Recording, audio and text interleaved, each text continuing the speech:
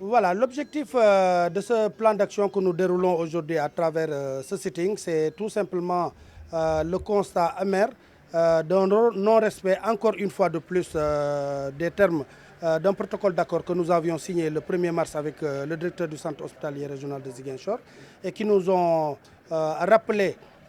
les douloureux souvenirs d'un même protocole d'accord que nous avions signé avec lui-même au niveau de l'année 2023 et qui nous ont valu aujourd'hui de devoir faire redescendre nos plans d'action et de continuer la lutte jusqu'à ce qu'on puisse avoir au moins quelque chose de concret. Parce que tout simplement, je rappelle que pour le préavis de 2024, nous avions eu 23 points que nous avions posés sur la table. Et de ces 23 points, la date du 1er mars, nous avions convenu d'un protocole d'accord sur 15 points et qu'il devait mettre en place une commission scientifique depuis le 4 mars pour statuer sur les 8 autres points restants. Mais ce que nous avons amèrement remarqué, c'est que de ces 15 points de terrain d'entente, il n'y a eu que 20%.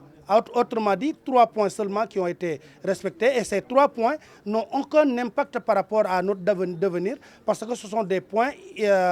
inhérents au mode de management au niveau de la structure, tels que l'organisation de réunions et autres. Donc, ce que nous lui avons demandé, les points les plus saillants que nous lui demandons, ce sont des points de droit qui vont au niveau des traitements salariales et au niveau de nos charges sociaux, particulièrement au niveau de l'IPRES où nous avons d'énormes problèmes. Aujourd'hui où je vous parle, nous avons nos retraités qui sont partis à la retraite il y a de cela 5 ans, jusqu'à présent courent derrière leur pension de retraite. Donc l'autre chose, c'est concernant la reconnaissance de l'avancement pour les contractuels du décret 74-347 du 12 avril 1974, mais aussi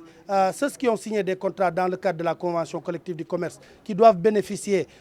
d'une ancienneté après les 2 premières années. Chaque année, on doit calculer leur ancienneté et le mettre à la rubrique prime d'ancienneté. Mais on a remarqué que l'hôpital, avec un directeur qui est censé,